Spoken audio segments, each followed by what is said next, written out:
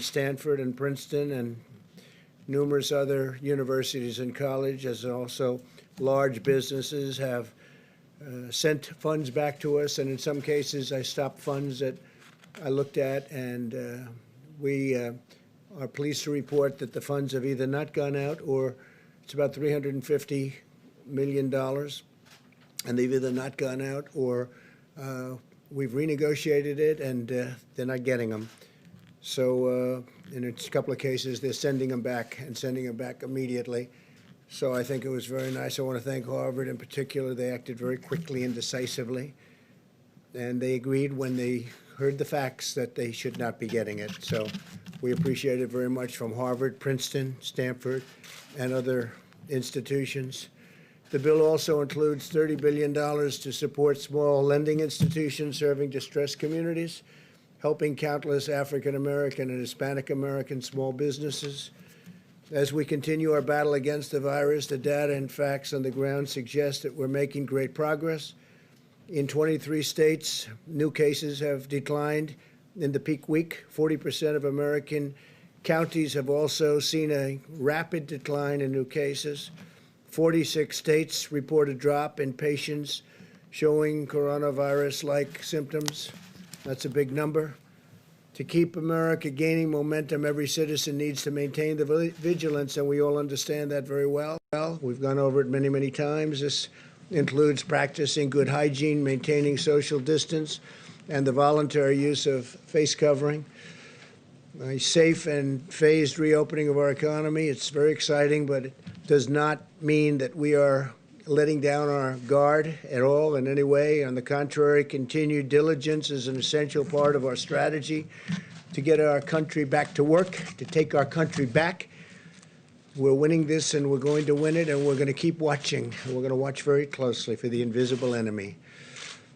With each passing day, we're learning more and more about this enemy. The scientists at DHS have released a report offering a number of insights about how the virus reacts to different temperatures, climates, and surfaces. The findings confirm that the virus survives better in colder and drier environments and does less well in warmer and more humid environments. I have to say that very excitingly, we're going to have somebody up. Bill will be up in just a little while. It was a great report you gave, and he's going to be talking about how the virus reacts in sunlight. You really hear the numbers, you won't even believe them. U.S. trials of the COVID-19 have been going on and have been approved in the United States, Germany, UK, and China. That's big news. And a lot of trials are going on. We have a lot of great, brilliant minds working on this, both from the standpoint of a vaccine and therapeutics. We must be careful in all conditions, but we will get this done. We're very close to a vaccine. Unfortunately, we're not very close to testing, because when the testing starts, it takes a period of time, but we'll get it done. And I want to thank the head of DHS Science and Technology, Bill Bryan, for what he's going to be doing and what he's going to be saying, and the report that he's about to give.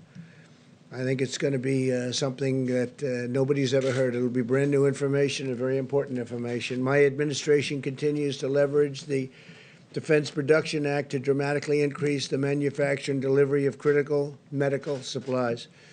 We finalized 3 contracts to produce 39 million more N95 masks in 90 days. And as you know, we're also using a sterilization process, some great equipment that will sterilize the masks up to 20 times per mask. So that's like ordering 20 times more masks. And it's working very well. We just want the hospitals and the institutions where it is to use it. A lot of people don't use it. They're so used to getting a new mask, they don't want to use it. They want to go and immediately get a new one. We're asking them to use the sterilization process. Every bit as good, up to 20 times. Think of that. In addition to ramping up our domestic assembly lines, we also have airlifted nearly 750 million pieces of personal protective equipment into the United States through our Project Air Bridge, which has been an incredible thing to watch. It's really a military operation. The Vice President is now providing each governor with an exhaustive count by county breakdown of the privately distributed personal protection, and this is equipment and things that are incredible. It's personal protective equipment. It's incredible, and it's all brand new and at the highest level. We're getting only the highest level. And also, we're looking at essential gear within their states, and it's being delivered to different states quickly and as we speak. This way, the governors should know exactly what's being delivered through a private sector supply chain within their states, as well as through the Project Air Bridge. We're trying to get it immediately from the plane to the state. When we can't do that, we bring it into our facilities and get it to the governors. And we're getting them fast, and we're notifying them very strongly so they know it's there. Governors can use this information to quickly ensure that they get materials where and when they are needed. Today, I also want to extend my special thanks to our nation's incredible county emergency management teams who have been working relentlessly for weeks around the clock, end on end, to serve their communities, help distribute critical supplies, and save countless American lives. We salute these heroic officials on the front lines. As we continue to develop potential therapies, the FDA has recently begun a national effort to expand access to convalescent plasma donated from the blood of those who have recovered from the virus. The blood of these donors contains antibodies that can potentially reduce the severity of the illness in those who are sick, and frankly, those that are very sick. Nearly 3,000 patients are now enrolled in the Expanded Access Program, receiving transfusions nationwide. And I want to thank all of the people that recovered for what they've done. They, as I said yesterday, they raise their hand when they barely can walk, and they're saying, I want to donate blood, I want to donate whatever it is that you want, because we want to help people. It's really quite incredible. Convalescent plasma will also be used to manufacture a concentrated antibody treatment that does not have to be matched with a particular blood type. This concentrated antibody treatment could be used as a preventative measure to keep healthcare workers and other high-risk populations from contracting the virus in the first place. Very big deal. Clinical trials of these products are slated to begin within weeks, and we can maybe have a fairly quick solution. I urge Americans to get in there and keep doing what you're doing, because, again, we want those people recovering or recovered from coronavirus to contact their local blood and plasma donation center to learn how they can help. And they've been so great, and I just appreciate it. My administration has also partnered with leading, and we have really been establishing some great partnerships with leading technology companies and scientific journals to create a database of 52,000 scholarly articles on the virus that can be analyzed by artificial intelligence. Top AI experts are now using this wealth of data to gain insights into potential therapies. And we're collaborating with tech firms, universities, and our national labs to harness American supercomputers in the search for treatments and vaccines. That search is going on, and it's being, I think you'll see in the future, you'll see it's very successful. Ultimately, it'll be a tremendous success. Great progress is being made at a rapid pace, a pace like no other. We have every hope that with the full might and resources of American science and technology, and with the courage and devotion of the American people who have been so incredible, we will end this plague, and together we will restore the full measure of American strength and power and prosperity. Our country is going to do fantastically well. You see what's going on. There is a pent-up demand in our country to get it back right where it was, and maybe even better, and that's what's going to happen. So with that, I'd like to ask Mike Pence to come up, Vice President, say a few words, please, Mike. Thank you, Mr. President, and good afternoon. Today, the White House Coronavirus Task Force met, and while our hearts are with the families of those who have lost their life to the coronavirus and those who are struggling with serious illness today, our team, led by Dr. Deborah Birx, informs us that the data continues to show promising signs of progress. The New York metro area, New Jersey, Connecticut, Detroit, and New Orleans all appear to be past their peak, and we are seeing consistent declines in hospitalization and cases in regions across the country. Our only conclusion is that we're getting there, America, because the American people have put into practice the President's guidelines of social distancing, because you've been listening and adhering to the guidance of state and local officials. We're making meaningful progress in a very real sense, sparing Americans to be exposed to the coronavirus, and in no less extent, saving lives. Our task force actually believes, Mr. President, that if we continue these mitigation efforts in the days ahead, as states implement their policies, including phased reopening that will preserve those gains, we do believe by early summer we could be in a much better place as a nation with much of this coronavirus epidemic behind us.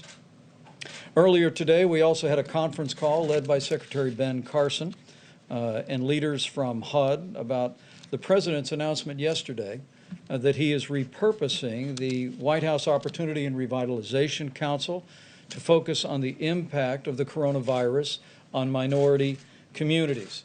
Secretary Carson will convene the council tomorrow and will be reporting tomorrow afternoon on their progress. We want to thank the more than 270 leaders of organizations dedicated to housing, homelessness, and improving the lives of people across our urban communities, not only for being with us today, for the way they have partnered with our administration and partnered with state and local officials to put the health of all of their constituencies first.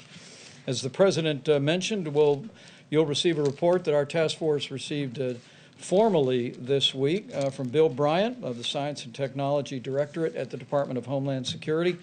He will outline, as the President said, encouraging news about the impact that heat and sunlight have on the coronavirus, which will increase the confidence that we feel about the coming summer. On the subject of testing, at the present moment, we have reports of 4.93 million tests having been performed across America, and encouraging news as states have been engaging commercial labs at a higher level across the country. Yesterday, our commercial lab system did more than 100,000 tests in a single day. So we're beginning to activate all of the capacity. And tomorrow, at the President's direction, our task force will convene a conference call with all of the nation's governors to talk about their progress that they are making on testing. And we're going to hear from governors about the practices that and methods that they are employing to significantly increase testing following our briefing about capacity in laboratories this past Monday. For instance, Governor Mike DeWine just announced that Ohio's testing has been greatly expanded after the FDA approved Thermo Fisher's new extraction reagent, saying in his words that the action, quote, probably doubled, maybe even tripled testing in Ohio virtually overnight. Governor Tim Walz of Minnesota announced that along with the state's healthcare system, the Mayo Clinic, and the University of Minnesota, what he described as a breakthrough for rapid widespread testing, able to test more than 20,000 people using a molecular test per day. Governor Kim Reynolds of Iowa launched the Test Iowa initiative that will triple testing capacity by partnering with Nomi Health and Domo. She also worked with the University of Iowa hospitals to leverage further capacity. And Governor Eric Holcomb and Governor Andy Beshear of Indiana and Kentucky, respectively, both announced additional drive-through testing locations. Our priority has always been to focus first on those impacted by the coronavirus and then on those extraordinary healthcare workers ministering to their needs every day. And I know, Mr. President, how proud you are that our men and women in uniform have come alongside our healthcare workers in communities most impacted. And I know the American people are proud as well. As of today, FEMA reports that 35,000 National Guard have been deployed across the country to aid in our coronavirus response. Governor Kevin Stitt of Ohio actually deployed the National Guard to hospitals across the state to evaluate protective equipment and hospital capacity and report it into state emergency management and FEMA. And Governor Greg Abbott of Texas actually mobilized more than 1,200 National Guard and 45 teams to provide greater access to testing. Along with the National Guard, at the President's direction today, more than 4,500 active duty military doctors, nurses, and medical assistants have been deployed across the country. Yesterday, 1,013 medical professionals in our military were actually deployed to 19 hospitals in 7 states to support those amazing healthcare workers. And with 4.4 million more Americans filing for unemployment in the past week, I joined the President in welcoming passage in the House today of the Paycheck Protection Program. It'll support working families, allow small businesses to keep people on the payroll for a period of 2 months. But it also, as the President requested, included $75 billion to assist hospitals across the country. And in that spirit, the President and I will continue to urge states across the country, given the unique burden on hospitals, we are now encouraging states to restart elective surgeries wherever possible, either statewide or on a county-by-county basis.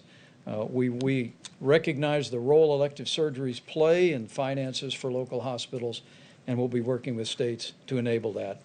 In that vein, Governor Doug Ducey issued an executive order not long ago allowing elective surgeries beginning May 1 for hospitals that meet certain preparedness criteria. And Indiana's Governor Eric Holcomb is allowing elective clinical procedures to begin on April 21st. Finally, Mr. President, the task force received today our first report on state reopening plans. At the present moment, 16 states have released formal reopening plans. 13 of those were actually released since you unveiled the Opening Up America guidelines to our governors and to the nation last week.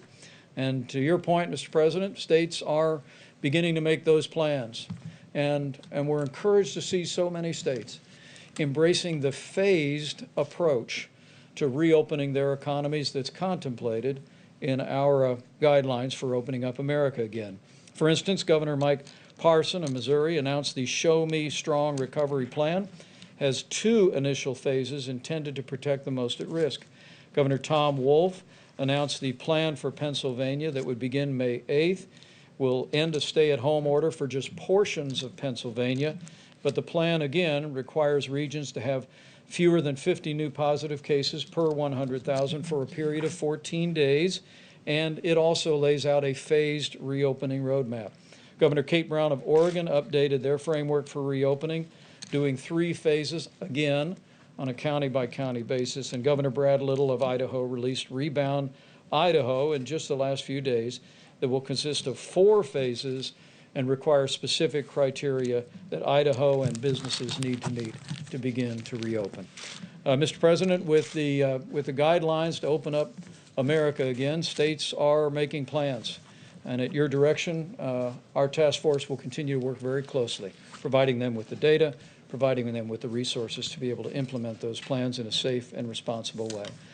So with that, let me just end where I began and to say thank you to the American people. The progress that we are seeing is a testament to what all of you have done, to our extraordinary healthcare workers. A partnership between the federal government and to state and local officials. And I'm confident it's also owing to the prayers of millions of Americans each and every day. All of that combined, we're slowing the spread. We're protecting the most vulnerable. We're saving lives. And every single day, we are one day closer to opening up America again. With that, Mr. President, I'd be pleased to call Bill forward. Bill Bryant leads the Science and Technology Directorate at the Department of Homeland Security and now will make a presentation on their recent study. Thank you, Mr. Vice President. Thank you, Mr. President, for this opportunity to do this today. Good afternoon, everybody. My name is Bill Bryant, and I lead the Science and Technology Directorate at the U.S. Department of Homeland Security. Over the last several months, we've intensified the department's R&D efforts to identify and deliver information that informs our response to COVID-19. S&T is working to identify, develop, deploy the tools and information to support our response to this crisis. As part of our efforts, we're leveraging the unique capabilities of S&T's National Biodefense Analysis and Countermeasures Center to study the biology of the COVID-19 virus. This center is a high biocontainment laboratory located in Frederick, Maryland. It was established in the early 2000s in response to the Amerithrax attacks, and where we study, characterize, analyze, and develop countermeasures for biological threats to the homeland. We work closely with the CDC, FDA, HHS, and also our Department of Defense colleagues and many others. Yesterday, I shared the emerging results of our work that we're doing now with the Coronavirus Task Force. And today, I would like to share certain trends that we believe are important. If I may have the first slide, please. And while that's coming up, our most striking observation to date is the powerful effect that solar light appears to have on killing the virus, both surfaces and in the air. We've seen a similar effect with both temperature and humidity as well, where increasing the temperature and humidity, or both, is generally less favorable to the virus. So let me illustrate with this first slide. If you look to the right, you'll see that term half-life with a bunch of time stamps on there. First, let me tell you what a half-life is. We don't measure the virus as far as how long will it live on a surface. We have to measure the decay of the virus in terms of its half-life, because we don't know certain elements. We don't know how much a person expectorates when he spits, right? When he sneezes, whatever the case may be, we don't know how much virus is in there. So that has a bearing on how long the virus is going to be alive and active. So we measure it in half-life, because half-life doesn't change. So if you look at an 18-hour half-life, what you're basically saying is that every 18 hours, the life of the virus is cut in half. So if you start with 1,000 particles of the virus, in 18 hours, you're down to 500. In 18 hours after that, you're down to 250, and so on and so forth. That's important as I explain the rest of the chart. If you look at the first three lines, when you see the word surface, we're talking about non-porous surfaces, door handles, stainless steel. And if you look at as the temperature increases and as the humidity increases, with no sun involved, you can see how drastically the half-life goes down on that virus. So the virus is dying at a much more rapid pace just from exposure to higher temperatures and just from exposure to humidity. If you look at the fourth line, you inject the sunlight into that, you inject UV rays into that. The same effects on line 2 at 70 to 75 degrees with 80% humidity on the surface, and look at line 4, but now you inject the sun, the half-life goes from 6 hours to 2 minutes. That's how much of an impact a UV rays has on the virus. The last two lines are aerosols. What does it do in the air? We have a very unique capability. I was discussing this with the president prior to coming out. He wanted me to convey it to you on how we do this. I believe we're the only lab in the country that has this capability. But if you can imagine a Home Depot bucket, a 5-gallon Home Depot bucket, we're able to take a particle, and this was developed and designed by our folks at the NBAC. We're able to take a particle of the virus and suspend it in the air inside of this drum and hit it with various temperatures, various humidity levels, multiple different kinds of environmental conditions to include sunlight. And we're able to measure the decay of that virus while it's suspended in the air. This is how we do our aerosol testing. We work with Johns Hopkins Applied Physics Lab, and we actually developed a larger drum to do actually more testing, and it's 4 times the size of that. So this is the capability that we bring to this effort. So in summary, within the conditions we've tested to date, the virus in droplets of saliva survives best in indoors and dry conditions. The virus does not survive as well in droplets of saliva, and that's important because a lot of testing being done is not necessarily being done, number 1, with the COVID-19 virus, and number 2, in saliva or respiratory fluids. And thirdly, the virus dies the quickest in the presence of direct sunlight under these conditions. And when you look at that chart, look at the aerosol as you breathe it. You put it in a room, 70 to 75 degrees, 20% humidity, low humidity. The half-life is about an hour. But you get outside and it cuts down to a minute and a half. Very significant difference when it gets hit with UV rays. Mr. President, while there are many unknown links in the COVID-19 transmission chain, we believe these trends can support practical decision-making to lower the risks associated with the virus. If I could have my next slide, and while that comes up, you'll see a number of some practical applications. For example, increasing the temperature and humidity of potentially contaminated indoor spaces appears to reduce the stability of the virus. And extra care may be warranted for dry environments that do not have exposure to solar light. We're also testing disinfectants readily available. We've tested bleach, we've tested isopropyl alcohol on the virus, specifically in saliva or in respiratory fluids. And I can tell you that bleach will kill the virus in 5 minutes. Isopropyl alcohol will kill the virus in 30 seconds, and that's with no manipulation, no rubbing, just spraying it on and leaving it go. You rub it and it goes away even faster. We're also looking at other disinfectants, specifically looking at the COVID-19 virus in saliva. This is not the end of our work as we continue to characterize this virus and integrate our findings into practical applications to mitigate exposure and transmission. I would like to thank the President, thank the Vice President for their ongoing support and leadership to the Department and for their work in addressing this pandemic. I would also like to thank the scientists, not only in S&T and the NBAC, but to the larger scientific and R&D community. Thank you very much. Brian. Mr. Brian. Thank you very much. So I'm going to ask Bill a question that probably some of you are thinking of if you're totally into that world, which I find to be very interesting. So supposing we hit the body with a tremendous, whether it's ultraviolet or just very powerful light, and I think you said that hasn't been checked, but you're going to test it. And then I said, supposing you brought the light inside the body, which you can do either through the skin or in some other way. And I think you said you're going to test that too. Sounds interesting. Get the right folks who could. Right, and then I see the disinfectant where it knocks it out in a minute, 1 minute. And is there a way we can do something like that by injection inside or almost a cleaning? Because you see it gets on the lungs and it does a tremendous number on the lungs. So it'd be interesting to check that. So that you're going to have to use medical doctors with. But it sounds interesting to me. So we'll see. But the whole concept of the light, the way it kills it in 1 minute, that's pretty powerful. Steve, please. You say that the country will be in a better place by early summer. Does that mean you're going to need to extend the social distancing guidelines until then? Well, we may, and we may go beyond that. We're going to have to see where it is. And I think people are going to know. You're going to know. I'm going to know. I think people are going to know just out of common sense. At some point, we won't have to do that. But until we feel it's safe, we're going to be extending. You have 23 cases where 23 states where new cases are on decline. What does that mean about when the country can be safely reopened to a more normal point? Yeah, but it means we're going to watch those cases very carefully. I think we've all gotten very good at it. We've gotten good at tracing. We see where the cases are, where they're going, and we're going to be watching it, and it's called containment. At a certain point, we're going to be able to contain. And, you know, when you see this, a lot of people have been talking about summer. Maybe this is one of the reasons.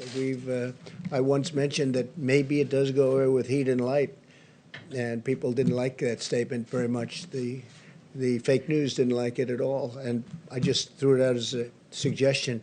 But it seems like that's the case, because when it's on a surface that would last for a long time, when that surface is outside, it goes away very quickly. It dies very quickly with the sun. Yeah, go ahead. You said yesterday that you're going to look into Senator McConnell's suggestion for allowing states to declare bankruptcy versus the aid. Yeah, we'll look into it, and I have been looking into it. I've been talking to a lot of the different senators, but I don't want to talk about it now. That was a very interesting presentation. Go ahead, Jim. Well, I wanted to talk about McConnell's suggestion that aid to the states amounts to a I just blue- told you I'm not talking about it to a now. I'll blue talk about it later. I'd like to talk about something that right now is of more interest to Could people. I ask Mr. Bryan a question? Yeah, sure. Thank you. When you started your presentation, you described this as an emerging result. Does this mean your study is conclusive? Is there more work to do? We're continuing with that. For example, on the aerosol side, you notice the figures were 20% humidity. We're looking at higher humidity levels. We would expect that would even have a greater impact on the virus. We're looking at other types of disinfectants. And so we're as a scientific community, we're continuing to study the virus to understand its characteristics. Mr. Bryan, can you explain why some hot spots we've seen in the U.S. are hot and humid, like New Orleans, for example?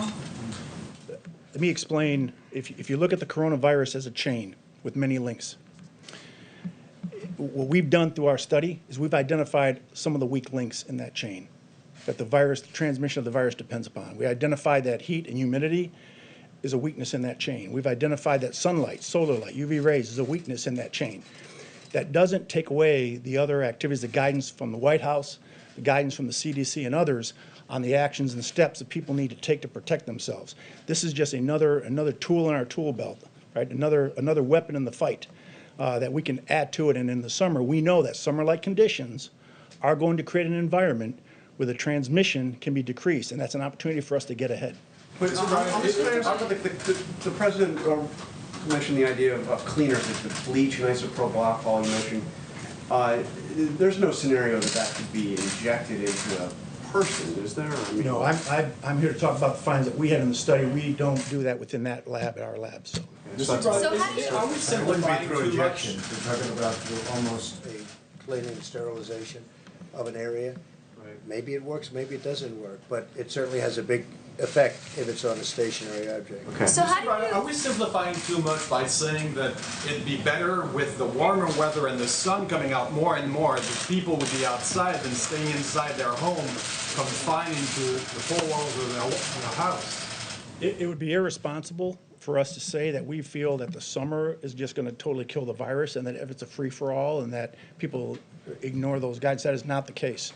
We have an opportunity, though, to get ahead with what we know now and factor that into the decision-makings for what opens and what doesn't. But So- are you saying on surfaces, the heat, the hot summer, and whatever other conditions, humidity and lack of humidity, that would have an impact? So that on surfaces where it can be picked up, it will die fairly quickly in the summer, whereas in the winter it wouldn't die so quickly? Yes, Mr. President. When it's exposed to UV rays, take a playground equipment, for example.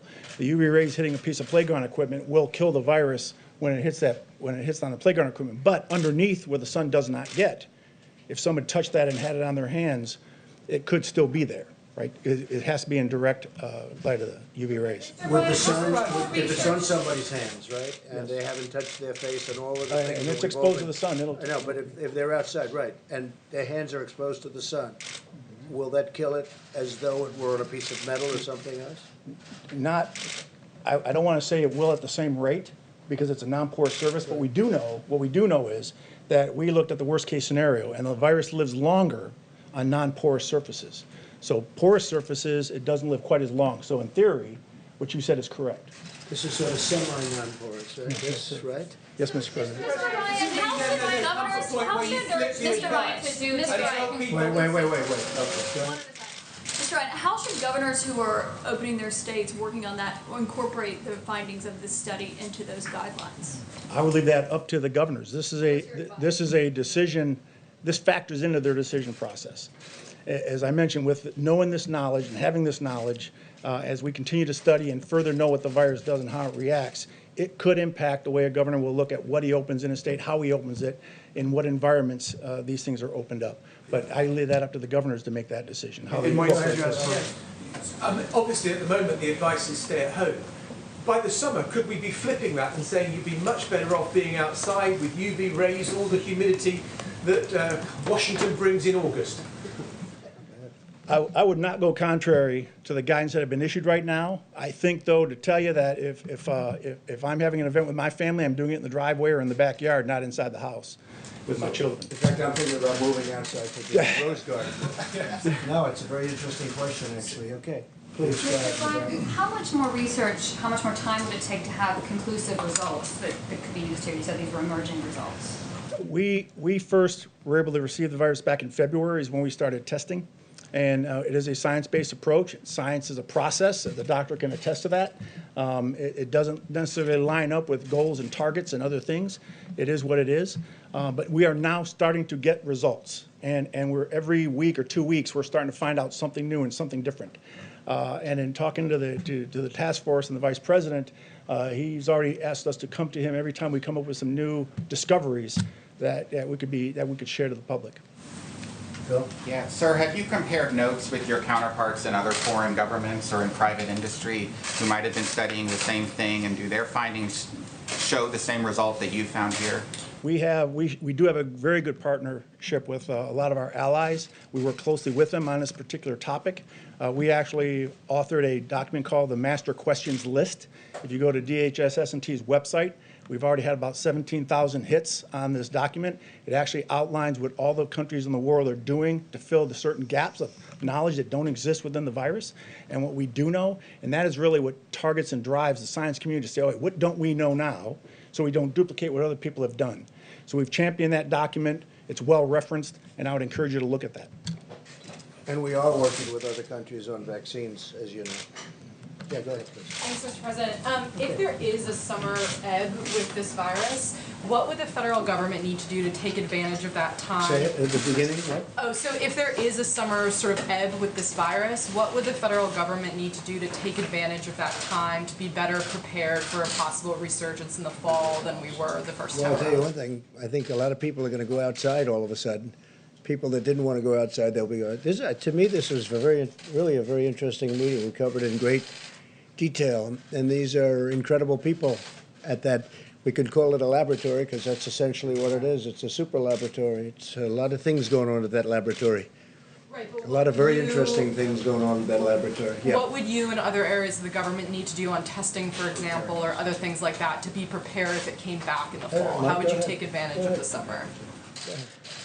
It's actually a very good question. It's something the task force already has begun discussing, that we are, if a combination of factors, let me say again, as states put into practice the guidelines to open up America again, implement safe and responsible plans to open up their economies along the lines that the President unveiled a week ago today. As people continue to properly exercise social distancing as is recommended in each phase, that in combination with some of these findings could well give us a summer respite from the coronavirus. And our team is already speaking about working on a continuous basis through this summer.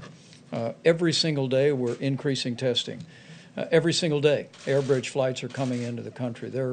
I can promise you at the President's direction there will be no letting up on making sure that our hospitals have the equipment, have the personal protective supplies for medical personnel.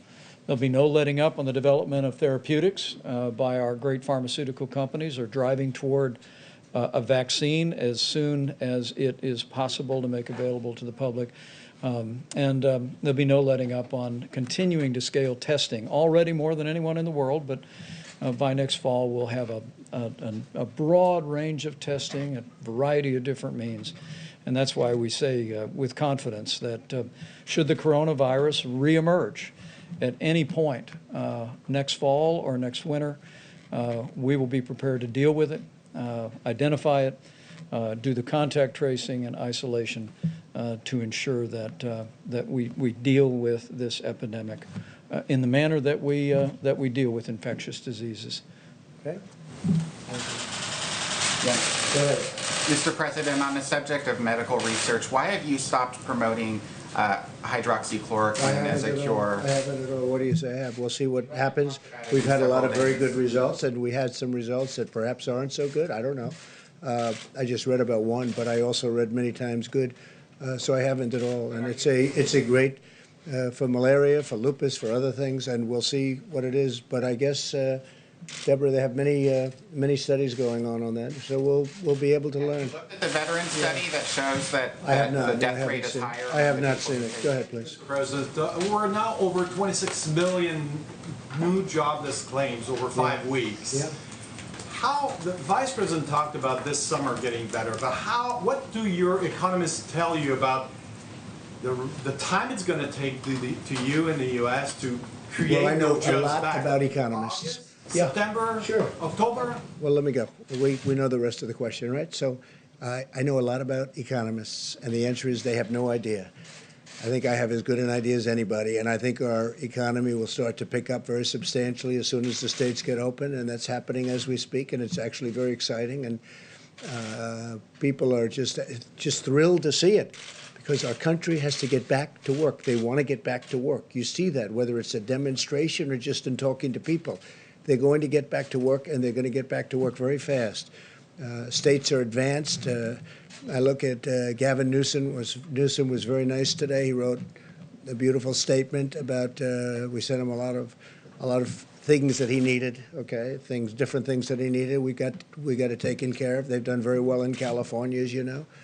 They're doing really well in Florida. They're doing well in a lot of places. New York and New Jersey got hit very hard. They're doing very well. I spoke again with Governor Cuomo, with Governor Murphy. They're doing a great job. And here's the thing: we have to see they got hit hard. Everyone close together, tight in. People don't realize New Jersey is very tight. You realize that because you've been covering it for a long time, but very tight. New York obviously is very tight. They're doing a terrific job. I think for the most part, I'll be able to tell you when it's all over, but a lot of the governors have done a really terrific job. Some I don't think have, to be honest, but we'll be talking about it in the future. Yes, go ahead. Thank you, Mr. President. In a new interview today with Time Magazine, Dr. Fauci said that the U.S. is not in a situation where we can say we are where we want to be with regard to testing capacity. He said we need much more testing capacity as well as tests. So why do you keep saying we have a tremendous testing capacity?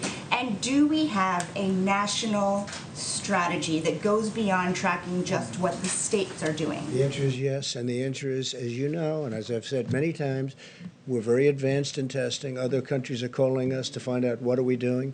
And by the way, within 2 weeks, you'll see numbers and you'll see different forms of testing, just like we came up with the Abbott Laboratories machine, which gives it to you in 5 minutes that everybody wants. Everybody's asking, can we get that? But you can only make them so fast. But as you know, we've done more testing than every other nation combined. And that's a big statement. And, you know, when they talk about different tests and different things, we're also a bigger nation than most. And so when they look at statistics, because statistically we're doing phenomenally in terms of mortality, in terms of all of the different elements that you can judge. When you look, Germany and ourselves are doing very well.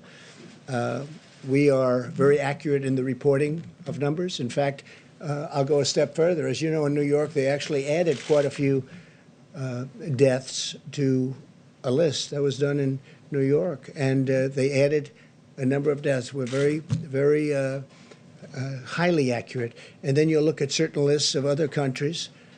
Some are so obvious just to look at, where obviously the number is ridiculous in the form of low, because they're not accurate counts. They're not even close to accurate counts. In fact, they're insulting to look at them.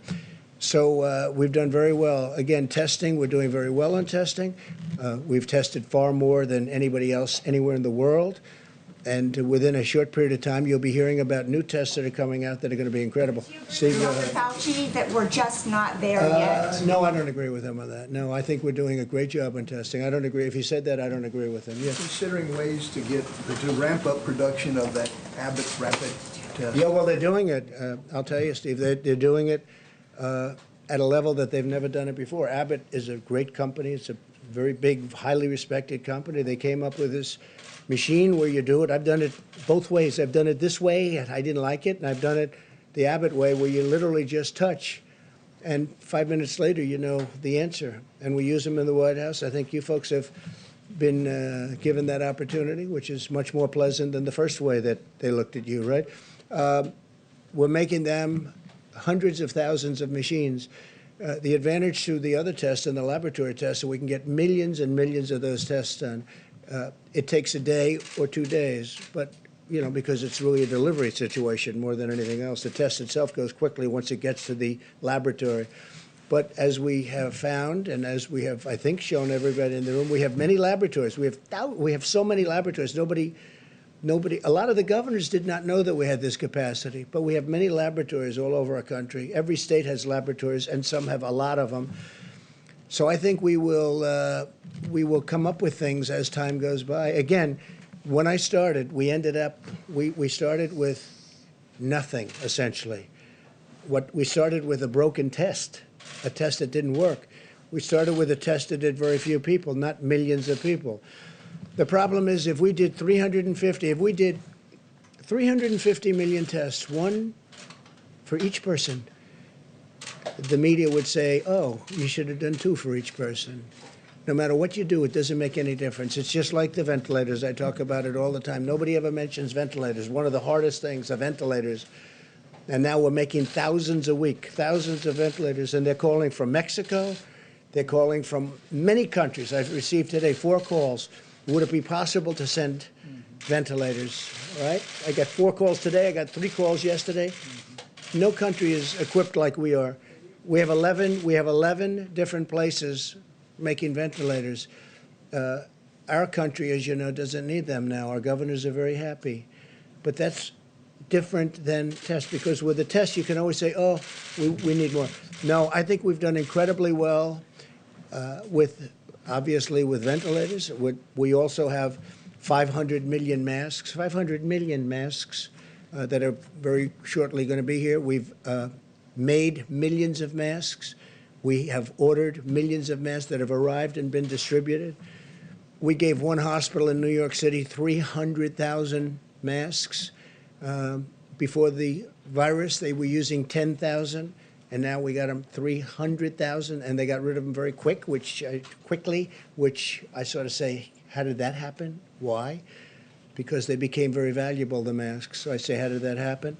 But we've done an amazing job, and we've worked with the governors. And when the governors weren't able, again, they're the first line. When they weren't able to get something like ventilators, they couldn't get ventilators. They could have bought them. You could have bought them, but many of them chose not to. So they all needed ventilators. We got the job done. I'll be introducing the team when we're finished with this whole nightmare, this whole curse, this whole plague. But the team that worked on the ventilators was incredible. And the team that worked, and it's a little bit interchangeable, but the team that's working on the testing is truly an incredible team. These are brilliant people. And they're doing it for the country. They're not doing it for other reasons. Some have been very successful. They're doing it for the country. Mr. President, yes. the House has now passed, since you were here, the relief bill. Right. I'll be signing it probably tonight. As you know, there's no aid to states and localities in that bill. Mitch McConnell, of course, has talked about states seeking bankruptcy protection. His office referred to this as the idea of aiding states as a blue state bailout. What do you say to that? Do you agree with that, or do you agree with Governor Cuomo that is a vicious attack on these states that I have don't been think hit it's a by? vicious attack, but certainly some people do look at it that way. I've spoken to Mitch about it. I've spoken to numerous senators about it. And we're working with senators that are on the other side of the issue, and we'll see what happens. But we're looking to do what's right for the people of this country. We're looking to do what's right for a particular state, and we'll see what happens. But it's certainly the next thing we're going to be discussing, because some states have, in all fairness, John, some states have not done very well for many years, long before the virus came. You know, you can't blame the plague, this horrible plague that came in, and all of a sudden, you know, they can't blame that. You look at Illinois. He's got a lot of problems long before the virus came in. And so we'll be talking about it. It'll be a subject for a period of time. And right now we've made this incredible deal for the workers and for small business. And I'm very happy that Harvard didn't get covered. We actually never sent them the check. But they were very nice about it. We never sent them the money. The old-fashioned way is the check. The new way is send them the money. And we didn't send them the money. And but they were very understanding, and they were very nice about it. So was Princeton, so was Stanford, so were a number of other schools that you just don't associate with this money. So were big companies, as you know many of them. It was a relatively small amount of money compared to the whole, very small amount of money compared. But we wanted to be fair. We wanted to go to the people that it's supposed to go to. Are you open to this idea of state and local? I'm open to ideas that are going to be great for the people of this country. And if we can help states, we're always going to help states. Now, there's different ways of helping states. Some ways are better than others. So we're looking. It is interesting that the states that are in trouble do happen to be blue. It is interesting. You know, if you look around, I mean, the states that seem to have the problem happen to be Democrat. And New York and New Jersey got hit by this, but this New York virus and New really Jersey hard. were in a lot of trouble Massachusetts. long before the plague came. And they were, they had a lot of problems long before the plague came. I spoke with Governor Cuomo about it, spoke to Governor Murphy about it. I spoke with Gavin Newsom about it. And I'm speaking to a lot of people about it, because it's probably going to be the next thing on the list. A lot of people understand very well what Mitch is saying, and they also understand the other side of the problem. And I'll be speaking about it. We're going to do the right thing for our country, the right thing for our country, and the right thing for a lot of great people. Okay? Yeah, please. Mr. President, after the presentation we just saw about the heat and the humidity, is it dangerous for you to make people think they would be safe by going outside in the heat, considering that so many people are dying in Florida, considering that this virus has had an outbreak in Singapore, places that are hot and are humid? Here we go. The new headline is Trump asks people to go outside. That's dangerous. Here we go. Same old group. You ready? I hope people enjoy the sun, and if it has an impact, that's great.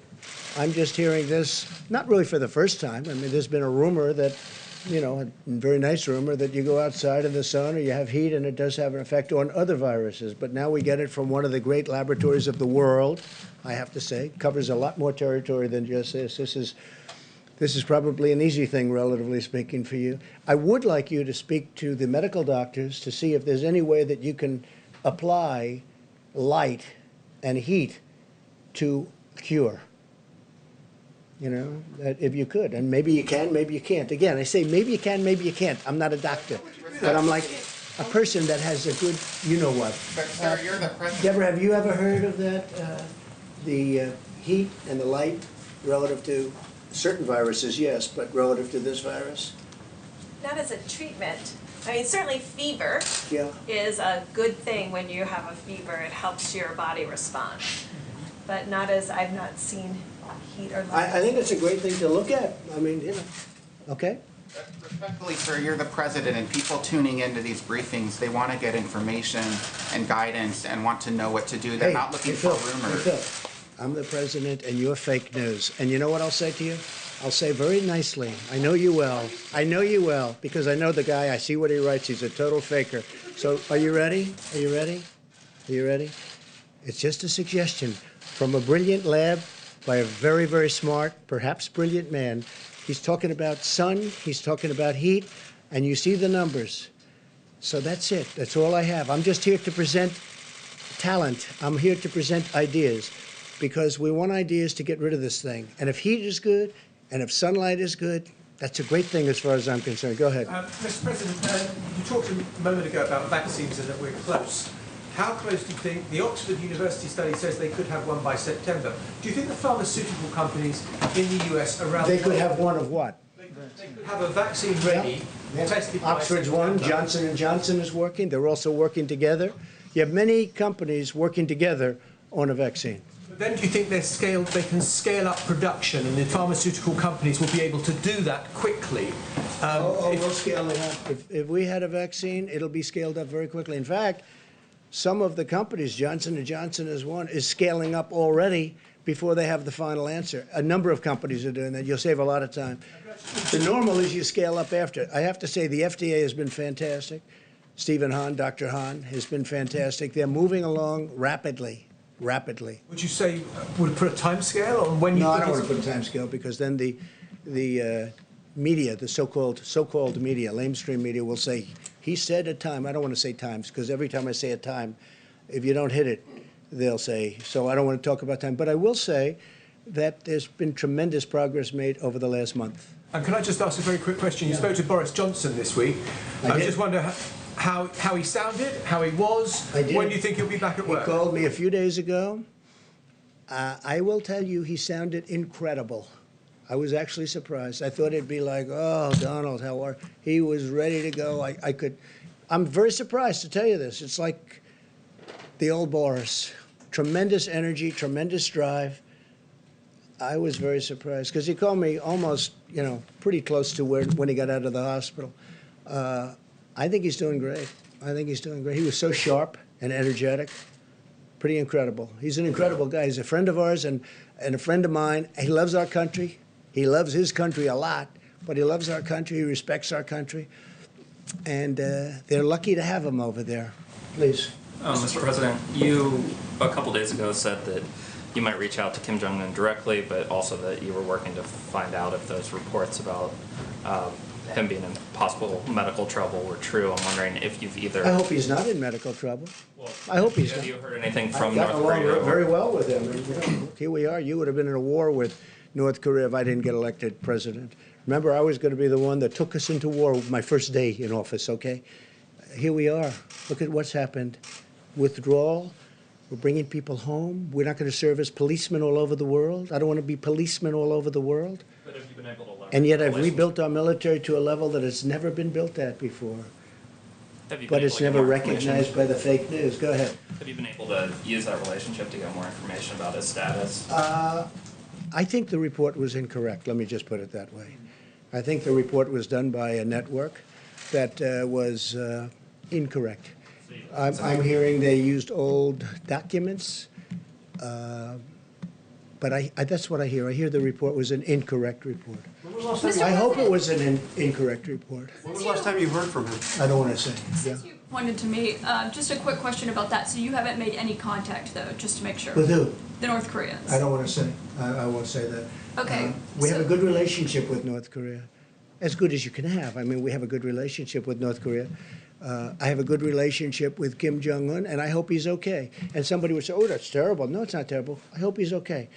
And I think it was a fake report done by CNN. So can I ask you a question? What do you have? Go So ahead. No, that's enough. Go ahead. Can I ask? But that wasn't my question. The problem is you don't write the truth. So, as far as I'm concerned, I want to go to the next Can I one. ask you a question about? No, not CNN, please. Go ahead. The White House has not You don't- responded to these I told you. allegations from this Friday. CNN is fake news. Don't talk to me. Go ahead, please. But he says he was retaliated against, and that's why he was removed from his job. Do you have a response to that? Okay, next question. Mr. President, I have two questions, one on behalf of a colleague who's not here because of social Just distancing. ask one, please. First one, could you talk about your decision-making process with Over the my governor what? of Georgia? You The yesterday said. controversy? Well, you said yesterday that you told the governor of Georgia I you did. were concerned. I had a good about- talk with the governor of Georgia. Earlier in the week, you spoke and you did not convey this kind of message. Was there a I change in did your convey thinking? the message. I didn't like the fact that he's leaving certain things. I want the states to open more than he does, much more than he does. But I didn't like to see spas at this early stage, nor did the doctors. Is that a correct statement, Deborah? I didn't like to see spas opening, frankly. I didn't like to see a lot of things happening, and I wasn't happy with it. And I wasn't happy with Brian Kemp. I wasn't at all happy because, and I could have done something about it if I wanted to, but I'm saying let the governors do it. But I wasn't happy with Brian Kemp. Spas, beauty parlors, tattoo parlors, that. And by the way, I want them to open, excuse me. I want them to open, and I want them to open as soon as possible. And I want the state to open. But I wasn't happy with Brian Kemp. I will tell you that right now. Yeah, go ahead. So are you surprised he defied you on that? Because No, you he made it didn't. clear. No, he didn't defy me at all. That's your language. He didn't defy me. You know what happened? I said, you make your own decision.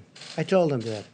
I said, you're not in the guidelines, but I'm letting you make your own decision. But I want people to be safe, and I want the people in Georgia to be safe. And I don't want this thing to flare up because you're deciding to do something that is not in the guidelines.